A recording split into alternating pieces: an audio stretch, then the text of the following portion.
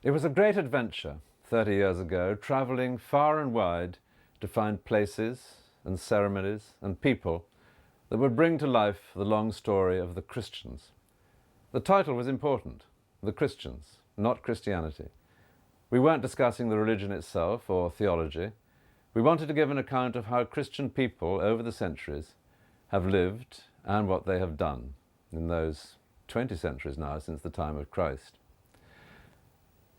Beginning, of course, with the early centuries when the brave few were holding to the faith with great courage in often extremely unpleasant conditions, and their number was growing only slowly as they perhaps converted their family or friends or acquaintances. And then from the 4th century, a sudden explosion as Christianity spread rapidly through much of Europe, and for a quite different reason now, the conversion of rulers, people who could bring with them into their new faith all their followers. In fact, a Frankish king, Clovis, when he was baptized, brought with him to the font no fewer than 3,000 of his warriors to be baptized with him. And then, after that, the most passionately Christian of centuries, all through the Middle Ages, and after Columbus, the beginning of the spread of Christianity around the world.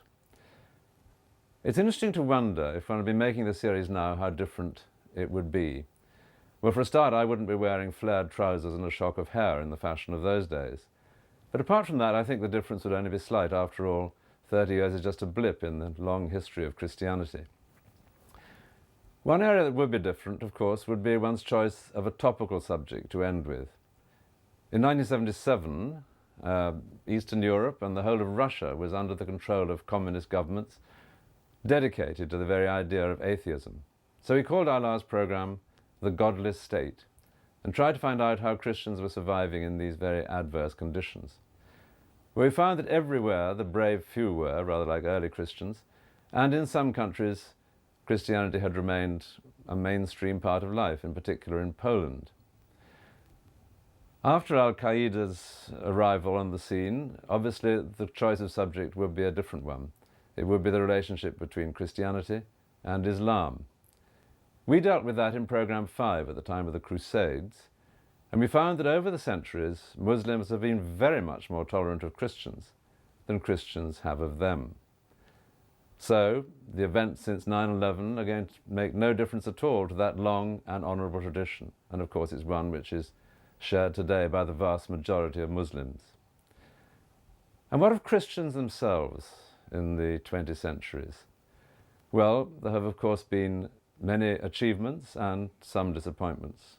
There's been a great deal of good, and it has to be admitted, some horrors too, for example, the Crusades, or the way Protestants and Catholics treated each other after the Reformation, or the persecution of Puritans, though that did have one good result in providing North America with many of its most energetic and influential founding communities. And in one field, over that entire period, Christians have built up a track record which is unsurpassed in the whole history of human civilizations and cultures. And that field is the creation of great art, whether it be architecture, or painting, or sculpture, or music.